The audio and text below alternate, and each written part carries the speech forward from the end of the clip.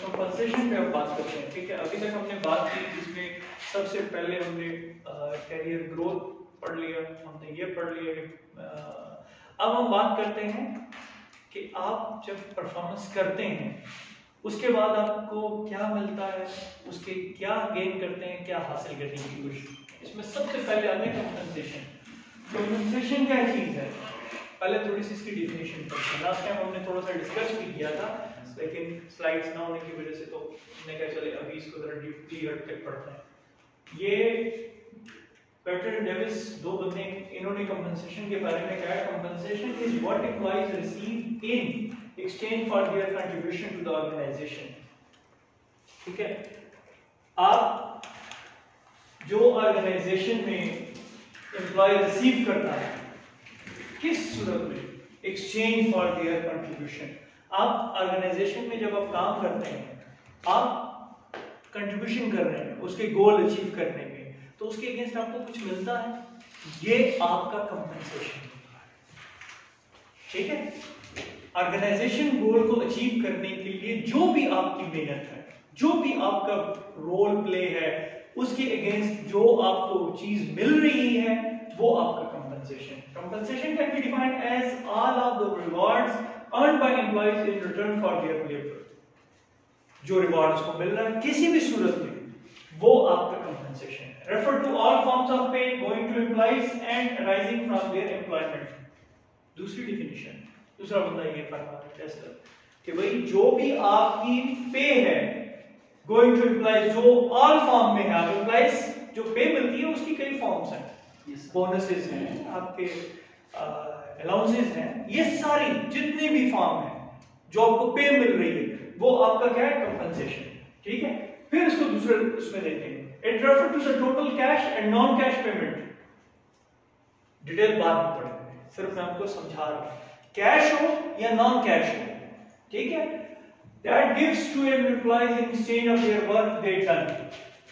बात होता है ना, तरक्की मिल जाती है, कैश मिलता, तरक्की मिल जाती है, प्रमोशन हो जाती है।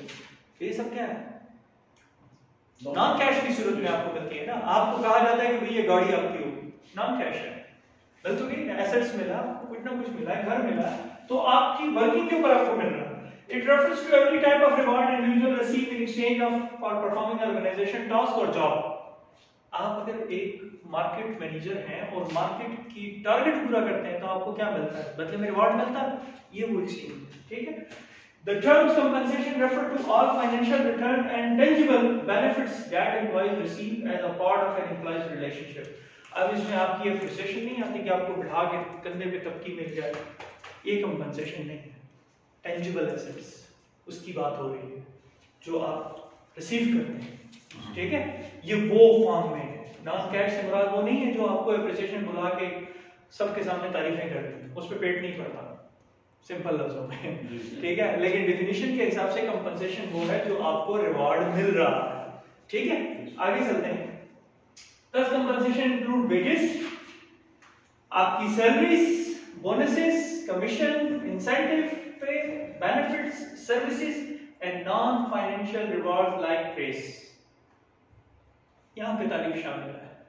ठीक है, compensation system are designed keeping in mind the strategic goals and business objective। जितनी भी compensation system है वो डिजाइन करने के लिए क्या देखा जाता है, आपके गोल्स और बिजनेस ऑब्जेक्टिव देखे जाते हैं कि भाई पहले आप ये चीज अचीव करें तो आपको मिलेगी। ऐसा नहीं है कि कंपनी का गोल है कि भाई आप कुछ करो ना और आपको मिल जाए। भाई कंपनी अगर मिसाल के तौर पे कहती है मेरी ये प्रोडक्ट्स जो मैंने पेन डिजाइन किए, मार्कर डिजाइन किया, अगर तुम इसको मार्केट में सेल आउट करते हो, कितना सेल आउट करते हो भाई, 25,000 मार्कर तुमने अगर एक हफ्ते में सेल आउट कर दिए तो आपको इसमें 1% कमीशन दी जाएगी। तो क्या ख्याल है, सैलरी के अलावा 1% कमीशन के लिए आप क्या करोगे, 25,000 मार्कर सेल आउट करोगे। तो कंपनी का गोल क्या है, 25,000 मार्कर है, उस पर जो प्रॉफिट आ रहा है वो उसका क्या है, गोल है। तो उसके लिए वो क्या कर रहा है, वो डिजाइन करेगा एक आपका कंपनसेशन सिस्टम। वो अपने गोल और बिजनेस ऑब्जेक्टिव के अलावा कभी भी कोई कंपनसेशन सिस्टम आपका इन दोनों को मद्देनजर रखे किए बगैर नहीं कर सकते। इसको नजरअंदाज करके आप कोई भी कंपनसेशन सिस्टम कामयाब नहीं होता। ये अपने जहन में आप बिठा लीजिएगा इस बात को।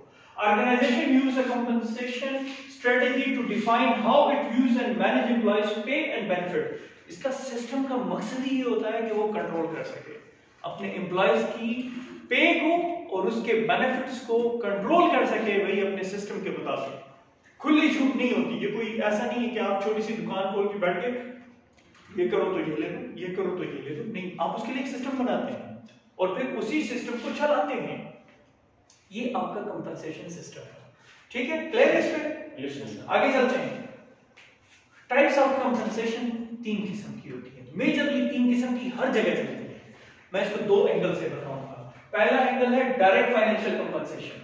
डायरेक्ट फाइनेंशियल कंपनसेशन क्या है? वेजेस है, सैलरीज है, बोनसेस है, कमीशन है, ठीक है। ये 3 आपके मेजर कंपनसेशन सिस्टम के हिस्सा है डायरेक्ट फाइनेंशियल में। देखिए ये वो फाइनेंशियल होता है जो हर महीने आपको सैलरीज की सूरत में मिल रहा है, जो आपको बोनसेस की सूरत में मिल रहा है, जो आपको वेजेस की सूरत में मिल रहा है। मतलब एक लेबर है वो काम कर रहा है, उसको कहा जाता है कि ये 20 कॉटन आप बनाओ, हर कॉटन के ऊपर आपको 1 रुपया मिलेगा, ये वेजेस है, और पर डे आपको तनख्वाह अलग मिली जाएगी।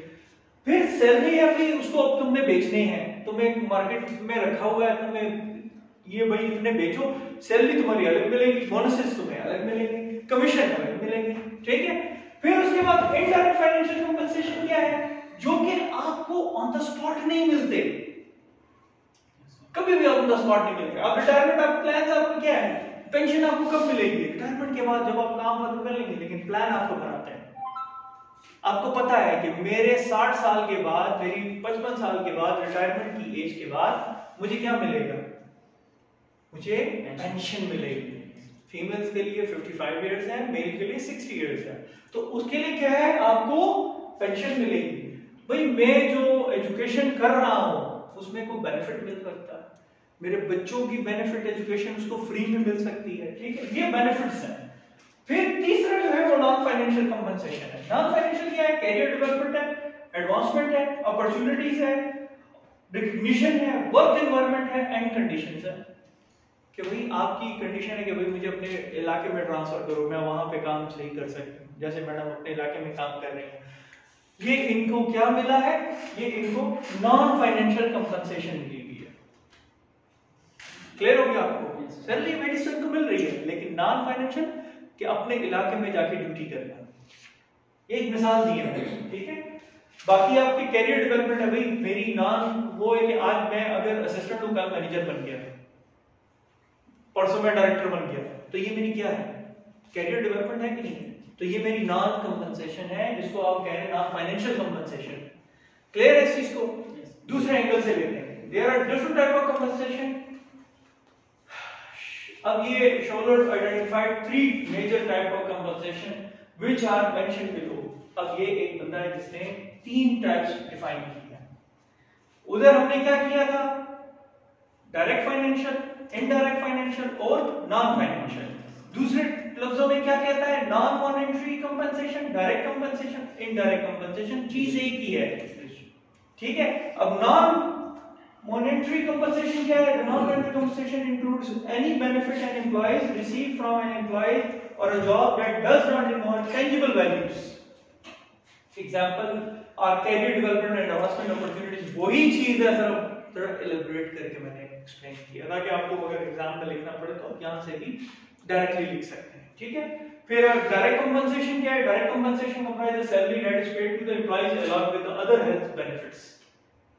आप बीमार हो गए, साथ-साथ चले गए, आपको वहां पे मेडिकल अलाउंस मिल रहा है, ये सब कुछ मिल रहा है, ये आपका क्या है? डायरेक्ट कंपनसेशन, ठीक है। फाइनेंशियल किसे कहते हैं? Money is included under direct compensation, इसमें मनी इन्वॉल्व है, ठीक है। An employee's base wages can be an annual or hourly wages and any performance-based pay that an employee receives. Direct compensation consists of pay received in wages, salaries, bonuses, commission. I think so explain करने की जरूरत नहीं है, clear है? Clear. फिर आ गया आपका indirect compensation। कर लूं या ना करूं? स्किप कर लूं? इसीलिए कि आपको मैं पहले explain कर रहा हूं, definition है आपके लिए just only इसलिए कि आप इसको पढ़ सकेंगे। मैंने एक थ्रू आउट बुक से उठाई है ताकि आपको आसानी हो सके, डिटेल लिखी है इसको, ठीक है। Legally required public protection programme such as social security, health insurance, ये जितने भी है ना रिटायरमेंट प्लान, ये सारे लीगली कंसीडर्ड होते हैं। ये बात याद रखिएगा, आगे चल के भी मैं आपको बताता हूँ, ठीक है।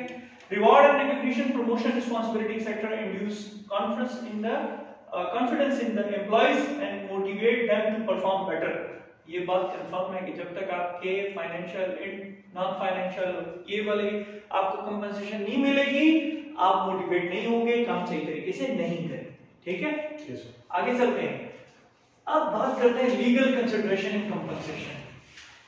लीगल पॉइंट्स कौन से हैं कंपनसेशन में, ये बहुत जरूरी है। ख्वाह वो आप नेशनल लेवल पे हो या इंटरनेशनल लेवल पे हो, किसी कंट्री में भी हो, आपको कंपनसेशन के कुछ लीगल एस्पेक्ट्स देखने पड़ते हैं, जिसमें आपका वर्किंग आवर्स है, बहुत जरूरी है, ठीक है। आपके वर्किंग आवर्स नहीं है, डिफाइन नहीं है, तो आप काम नहीं कर सकते। देखिए बाहर मुल्क में भी आप जाते हैं ना पढ़ने के लिए भी, तो वहां आपको कुछ टाइम मिलता है काम करने के लिए, 4 आवर्स 3 आवर्स आप कर सकते हैं। ये नहीं है कि बस आपसे बिल्कुल काम लिया जा रहा है, जो ऐसा करता है उसके लिए फिर प्रॉब्लम्स क्रिएट होती है, ठीक है। तो रिकॉर्डिंग में क्या बात है,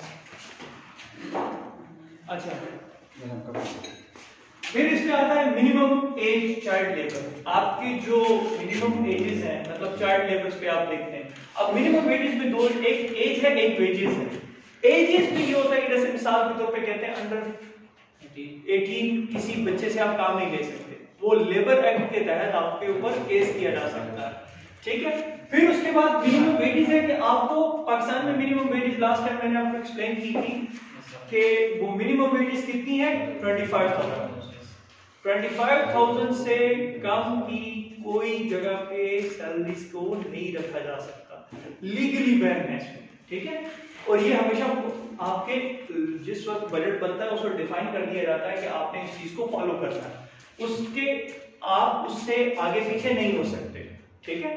जैसे मिसाल के तौर पे आप कहते हैं कि यार मैं किसी को 20,000 तनख्वाह दे रहा हूं, क्या वो पॉसिबिलिटी है कि वो काम करेगा? अगर वो कंप्लेन कर दे लेबर एक्ट में, आप उसको फिर प्रॉब्लम्स आपके लिए बन सकती है, ठीक है। फिर पब्लिक हॉलिडे, किसी को पब्लिक हॉलिडे पे आप नहीं बुला सकते कि भाई तुमने इसमें भी काम करना है। अगर उससे काम करवाएंगे उसको डबल देंगे, संडे वाले दिन काम करेगा, छुट्टी के कम से कम महीने में 4 छुट्टियां उसकी मस्ट है, वो पब्लिक हॉलिडे है, वो डिक्लेयर की गई है, ठीक है। फिर वोकेशनल लीव भी उसको देनी है आपने, ऐसा नहीं है कि वो छुट्टियां मांग रहा है आप उसको नहीं दे रहे। फिर इमरजेंसी सिक लीव भी देनी है, ये भी नहीं है कि आप उसको वही कहेंगे यार वो बीमार है चलो काम पे आओ, वो बीमारी में बेचारा तकलीफ में बैठा हो तुम उससे काम दे रहे हो। तो ये लीगली बाउंड है ये चीजें कंपनसेशन में कि आपने अपना कंपनसेशन सिस्टम बनाने के लिए इन चीजों को मद्देनजर रखना पड़ेगा आपको, अगर नहीं करेंगे तो आप लीगली बाउंड हो, ठीक है। क्लियर है आपको? फिर उसके बाद आता है गोल्स ऑफ कंपनसेशन। अब जाहिर बात है कंपनसेशन का कुछ गोल है, क्या गोल है? Attract employees. आपका पहला पर्पस क्या है? एम्प्लॉइज को अट्रैक्ट करना। आपका अगर कंपनसेशन सिस्टम स्ट्रांग है तो मुझे बताएं हर जगह से बंदे आपके पास आएंगे, जॉब करने के लिए कोशिश करेंगे, अटेम्प्ट करेंगे कि भाई मुझे इस ऑर्गेनाइजेशन में जॉब करनी है क्योंकि मुझे यहाँ पे बेनिफिट्स मिल रहे हैं, मुझे यहाँ पे भाई मेडिकल अलाउंस मिल रहा है, मुझे यहाँ पे भाई बोनसेस मिल रहे हैं, मुझे यहाँ पे भाई घर मिल रहा है, गाड़ी मिल रही है। क्या ऐसी जगह पे कोई जॉब करना चाहे? कौन नहीं करना चाहे? तो ये जरूरी है कि अट्रैक्ट करने के लिए एम्प्लॉइज को रखा जाता है। Retain employees. अच्छा, दूसरी चीज, आप बाहर से एम्प्लॉइज करेंगे, अपने एम्प्लॉइज को भी तो रिटेन करने के लिए कुछ बेनिफिट्स होना चाहिए। बात बात इंसान कहते हैं मेरी इतनी सैलरी पे गुजारा नहीं होता, लेकिन हाँ मुझे जो साथ बेनिफिट्स मिल रहे हैं उसकी वजह से मैं रुक जाता हूँ क्योंकि ये बेनिफिट मुझे दूसरी ऑर्गेनाइजेशन में नहीं मिल रहे। ठीक है, वहां पे सैलरी ज्यादा है, तो आपने क्या किया? आपने रिटेन एम्प्लॉइज के लिए काम किया, अपना जो स्ट्रक्चर है इस किस्म का बनाया कि दोनों चीजें कवर की। फिर मोटिवेट एम्प्लॉइज। दूसरा ये है कि अगर आप मिसाल के तौर पे किसी भी ऑर्गेनाइजेशन में एक सैलरी सिर्फ दे रहे हैं तो वो उसको पूरा नहीं करती, लेकिन आप उसको कहने चले भाई ये रमजान आ रहा है, इसमें आपको एक एक्स्ट्रा बोनस मिल गया, एक एक्स्ट्रा सैलरी मिल गई, ईद पे एक्स्ट्रा सैलरी दे देंगे। इससे क्या होगा? एक गुड जेस्चर्स आएंगे, वो क्या होगा? वो आपका एम्प्लॉय मोटिवेट होगा, भाई एनुअल प्रॉफिट हुआ है उसमें भी आपको ये शेयर मिलेगा। ठीक है, तो ये प्रॉफिट मोटिवेशन एम्प्लॉयज है। मीट लीगल रिक्वायरमेंट, और वो मैंने भी पहले लास्ट आपको बता दी, लीगल रिक्वायरमेंट है। इंश्योर इक्विटी, इक्विटी को इंश्योर करना। इक्विटी क्या है? आपकी बिजनेस है, उसके लिए आपको इंश्योर चाहिए कि भाई आप बिजनेस को आगे प्रमोट कर रहे हैं। ठीक है, फिर रिवॉर्ड डिजायर बिहेवियर, और आपका बिहेवियर रिवॉर्ड डिजायर होगा तो आपको बेनिफिट होगा, कंपनी ग्रोथ करेगी। आपके एम्प्लॉयज ग्रोथ करेंगे। ठीक है, अगर रिवॉर्ड सिस्टम नहीं होगा तो क्या होगा, आपकी ऑर्गेनाइजेशन नीचे डाउनफॉल की तरफ शुरू हो जाएगी, क्योंकि आपके मेजर बंदे आपसे जाना शुरू हो जाएंगे, आपका बेसिकली एम्प्लॉयज का आप पे ट्रस्ट खत्म होना शुरू हो जाएगा। क्लियर है? गोल कंपनसेशन की वही कंपनसेशन के गोल्स क्या हैं। फिर आगे आता है आपके चैलेंजेस और प्रॉब्लम्स कंपनसेशंस की। जो आप कंपनसेशन मैनेजमेंट बनाते हैं उसमें कुछ आपको चैलेंजेस भी दरपेश आते हैं। वो चैलेंजेस क्या है? Strategic objectives, prevailing wages rate, union power, government concentrate, comparable worth and equal pay, compensation strategy and adjustment, international compensation challenges और productivity and cost। ये आपके सबसे बड़े चैलेंज हैं। मैं किसी एक को भी स्टेप बाय स्टेप भी करूँ ना, आप कोई भी स्ट्रेटेजिक ऑब्जेक्टिव उठा लें, उसके लिए आपको ये देखना पड़ता है कि वही मेरा सिस्टम चल कैसे रहा है। क्या मेरी स्ट्रेटेजी इस काबिल है कि वो कंपनसेशन को एडॉप्ट कर रही है?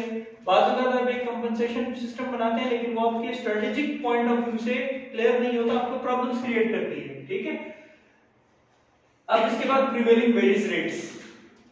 आपके वेजेस रेट भी जरूरी है। रेट्स आपको मुख्तस नहीं की है, कम रखे, तब भी आपको प्रॉब्लम्स होगी। अगर एक मैनेजर की तनख्वाह पूरी मार्केट में 1 लाख रुपए है, ठीक है, आप उसको 25,000 रुपए दे सकते हैं? अगर मिसाल के तौर पे यूनियंस आपकी मौजूद है, आप किसी को भी कहें कि यार मैं इस तनख्वाह की लिमिट इतने से इतने रखता हूं, मिसाल के तौर पे अगर कोई बंदा 30,000 रुपए तनख्वाह दे रहा है, उसको मैं बोनसेस नहीं दूंगा, इससे ऊपर वाले को बोनसेस नहीं दूंगा, यूनियन फैसला कर ले, आप मान सकते हैं? यूनियन के अगेंस्ट जा सकते हैं?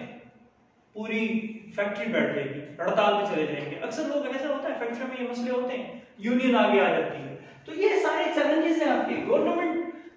गवर्नमेंट ऐसा डिसीजन ले लेती है कि भाई कहती है कि आपने एम्प्लॉयज को 30,000 रुपए, जैसे अभी शहबाज शरीफ ने अनाउंस किया कि भाई मिनिमम वेजेस बढ़ जाएगी, फिर फौरन ही कुछ अरसे बाद उसको रिवर्स कर दिया। क्यों? गवर्नमेंट कंसंट्रेट, उसको प्रॉब्लम फेस होना शुरू हुई, लोग इकट्ठे हो गए, यार ये हम नहीं कर सकते, गल इतनी नहीं बढ़ा सकते, हमारे अपने प्रॉफिट पे असर पड़ेगा, हमारी कंपनी के मसाइल हैं, एक्सपेंसेस हैं, नहीं चल सकते। Comparable worth and equal pay, अच्छा इक्वल पे भी आप किसी को कठिन नहीं देख सकते ऑर्गेनाइजेशन में। बात बंदों को अगर आप इक्वल पे दे दें, एक बंदा काम बहुत कर रहा है, एक बिल्कुल नहीं कर रहा, क्या आप ऐसे चला सकते हैं? ठीक है, तो ये सारे स्टेप्स हैं, मेरा ख्याल है इसको समझाने की जरूरत नहीं है। क्लियर है? क्लियर, ठीक है, आगे चलते हैं। अब एक बंदा है, वो कहता है how can HR ensure good compensation management. अब उसने एक एचआर मैनेजमेंट जो है वो कंपनसेशन को कैसे मैनेज करेगी, वो कैसे मैनेजमेंट उसकी डिजाइन करेगी। As HR leader, there are several elements to consider when developing and maintaining good compensation with human capital management in your organization. कौन-कौन सी है ऑर्गेनाइजेशन में?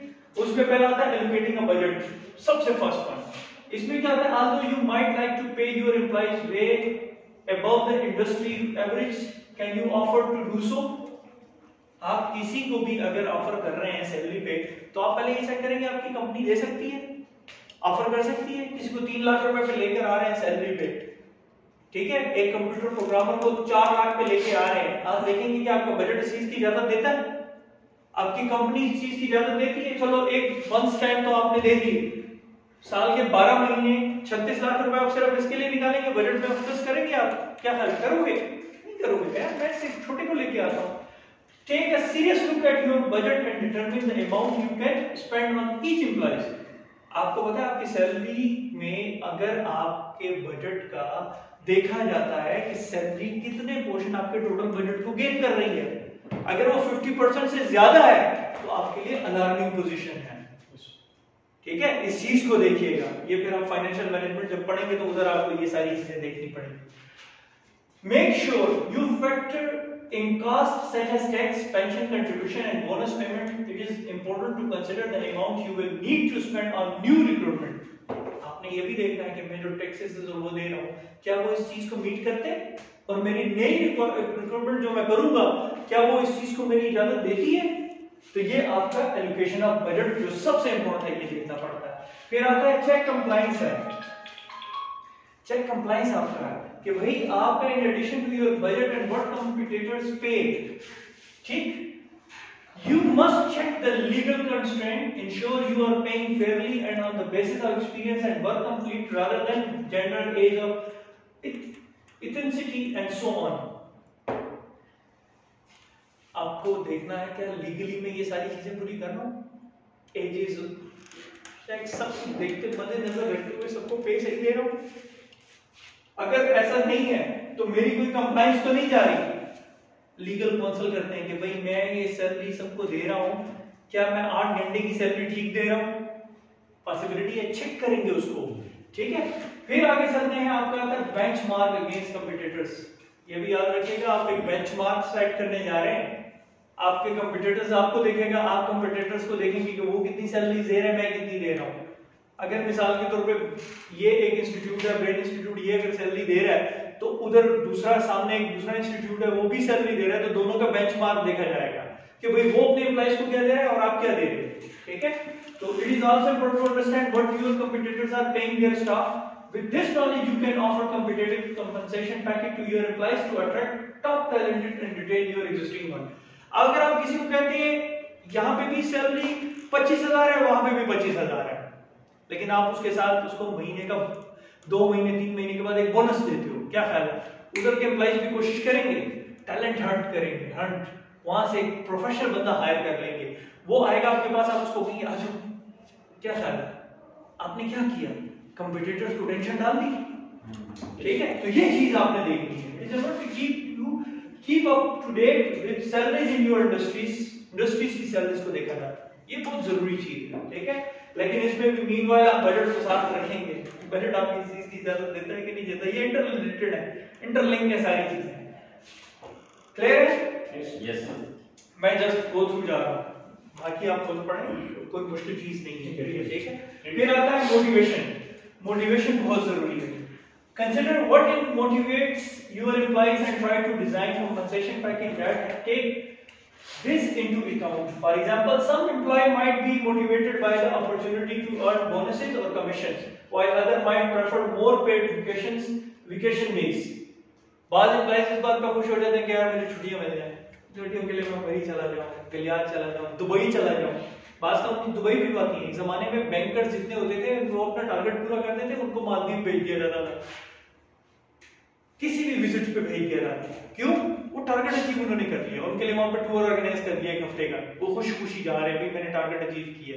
बाद औकात ऐसा होता है कि उनको कहते थे आपको एक्स्ट्रा बोनसेस मिल रहे हैं, भाई आपने बहुत अच्छा काम किया है, आपको भाई 10 लाख का बोनस आया, 5 लाख का बोनस आया, वो खुशी खुशी उस चीज को अवेल कर रहा है। तो ये डिपेंड करता है कि भाई आपको आपकी कंपनी या एम्प्लॉइज क्या चाहता है, ठीक है। मोटिवेशंस उस चीज को कहते हैं। क्लियर है इस चीज को? Yes sir. आगे चलते हैं। Get employee input. अब एम्प्लॉय का इनपुट भी देखा जाता है। इनपुट क्या चीज है? May not be able to influence salary और आवरली रेट्स। आपको पता है एम्प्लॉइज बहुत कुछ देखता है कि मुझे पैकेजेस कितना मिल रहा है, सैलरी टाइमिंग क्या है मेरी, मैं कितने वर्किंग आवर्स को देख रहा हूं, ठीक है। लेकिन इसके लिए आपको कंसल्ट करना पड़ता है, उसको देखना पड़ता है कि क्या वो हाईली पेड तो नहीं है, काम वो 6 घंटे कर रहा है, पेड वो ले रहा है 12 घंटों का, ठीक है। तो आपने एम्प्लॉइज इनपुट भी चेक करना है कि उसका इनपुट क्या है आपकी ऑर्गेनाइजेशन में, ठीक है। फिर आता है कंपनसेशन फिलॉसफी। ये एक फिलॉसफी है भाई, किस चीज की? आपने एक फिलॉसफी डिजाइन करनी है, तमाम एम्प्लॉइज को उसको अवेयर करना है कि भाई ये जो मैंने बनाई है कंपनसेशन, ये है क्या। आपको पता है बाकायदा तौर पे आप जब किसी अच्छी ऑर्गेनाइजेशन में जाते हैं वहां आपकी एक काउंसलिंग होती है, आपको पहले एडवर्टाइजमेंट में भी बता दिया जाता है कि ये बेनिफिट्स आपको मिलेंगे, ये कंपनसेशन आपको मिलेगी। अभी तो देखो गवर्नमेंट भी अगर किसी चीज का करती है तो उसमें कहती है फिक्स पे इतनी होगी, आपको ये बेनिफिट्स दिए जाएंगे, लिखती है। एडवर्टाइजमेंट आप उठाएं मोस्टली तौर पे बाहर मुल्क में तो रेगुलर बेसिस पे होता है, यहाँ पे बहुत कम होता है, ठीक है। तो this document should outline your organisation believes and values with regard to employees compensation. वो बाकायदा तौर पे पॉम्फलेट बनाते हैं, साइन करवाते हैं, आपकी ये सैलरी होगी, 3 महीने का कॉन्ट्रैक्ट होगा, प्रोबेशन पीरियड होगा, उसके बाद आपको परमानेंट किया जाएगा, आपको ये बेनिफिट्स दिए जाएंगे, इतनी साल में छुट्टियां अलाउड होंगी। ये क्या है? ये बेसिकली वो कंपनसेशन फिलॉसफी है कि आप मुझे ये गेन कर रहे हैं, मैं आपको ये दे रहा हूं। क्लियर है इस चीज पे? ठीक है, इसमें क्या फायदा है फिलॉसफी का? ये इंश्योर करता है हर किसी को कि वो वर्कर्स को सेम पेज सेम गोल पे लेके आए। आपको पता है मैंने क्या करना है, मेरी कितनी छुट्टियां हैं, मेरी कितने बेनिफिट्स हैं, तुम्हें पता है, तुम्हें पता है, तुम्हें पता है, क्या होगा? हम सारे एक पेज पे होंगे। अगर मुझे नहीं पता कि मुझे क्या बेनिफिट है, उसको क्या बेनिफिट है, ये वो ऑर्गेनाइजेशन करती है जिसमें वो किसी को कहती है तुम्हें अंडर द टेबल पैसे मिलेंगे, उसको ना बताना। ऐसा होता है, ऐसी ऑर्गेनाइजेशन होती हैं, उनकी कोई फिलॉसफी नहीं होती कंपनसेशन। ठीक है, आगे चलते हैं। रिव्यूइंग सैलरीज रेगुलरली, आप सैलरी जो दे रहे हैं उसको रेगुलरली चेक किया जाता है, देखा जाता है। उसमें क्या किया जाता है, सैलरीज को order to ensure they are still competitive, ये इसलिए देखा जाता है कि दूसरी ऑर्गेनाइजेशन भी अपनी सैलरीज को बढ़ा रही है, देख रही है। अब महंगाई के दौर में एक बंदा कहता है कि मैं इतनी सैलरी ले रहा हूँ, साथ वाला तो इससे ज्यादा दे रहा है, तो मैं इधर क्या करता हूँ फिर? तो क्या होता है, 2-3 हजार रुपए पे एक बंदा छोड़ के दूसरी जगह जॉब ज्वाइन कर लेता है। ये अलमिया है हमारे माशरे में। तो आपने इस चीज को कवर अप करने के लिए क्या करना है, अपनी सर्विस को रेगुलरली रिव्यू करना है। ठीक है, आपका एम्प्लॉइज आपका कंपटीटर ले जाएगा, उड़ जाएगा, आपको एडजस्टमेंट करनी है, उसके लिए क्या करना है, आपने सैलरी को रेगुलरली रिव्यू करना है। फिर इंश्योर क्लियर कम्युनिकेशन, ये भी जरूरी है कि मैनेजमेंट स्ट्रेटेजी बनाने से पहले जितनी भी प्रॉब्लम्स हैं वो क्लियरली कम्युनिकेट करें एम्प्लॉइज के साथ। ऐसा नहीं है किसी को एम्बिग्युइटी रखें, उसको पता ही नहीं है कि मेरी सैलरी कितनी है, कितने महीनों बाद बढ़ेगी। उसको क्लियर करेंगे, हम आपकी सैलरी तब बढ़ाएंगे जब आप परफॉर्मेंस दिखाएंगे। अब वो परफॉर्मेंस नहीं दिखा रहा है, आपने उसको ये बात की ही नहीं है, और वो एक्सपेक्टेशन उसकी है कि मेरी सैलरी बढ़ेगी। सॉरी, ठीक है। Make sure your train manager and team leaders to communicate rewards, bonuses and pay increase accurately in order to avoid upset or difficulty within teams. वो बोनसेस का उसको पता ही नहीं है। एक बंदे को बोनसेस का नहीं पता तो क्या फायदा, वो मेहनत करेगा, वो बैठा रहेगा। मैडम डिस्टर्ब लगती है बार-बार। नो सर, एक जरूरी मैसेज नो सब लेती। अच्छा, ये जरूरी क्लास नहीं है। सही भी जरूरी है लेकिन ये भी बहुत जरूरी था। चल, आप पहले सुन ले, हम रुक जाते हैं। जी सर।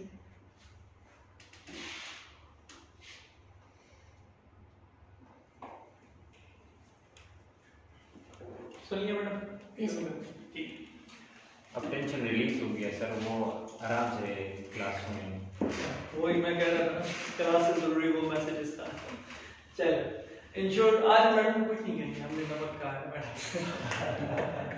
सर अगर ऐसा है तो फिर हम वीक खिलाऊंगी ना। चलिए, wish you best of luck. अच्छा, make sure your train managers and team leaders to communicate rewards. आपके टीम मैनेजर का ये फर्ज है कि वो जो आपकी फिलॉसफी है, आपकी कंपनसेशन फिलॉसफी है, उसको प्रॉपर्ली एक्सप्लेन कर सके। नहीं करेगा तो प्रॉब्लम्स क्रिएट होंगी। ठीक है, कंपनसेशन का एक कंप्लीट पोर्शन था जिसको हमने कवर अप किया है।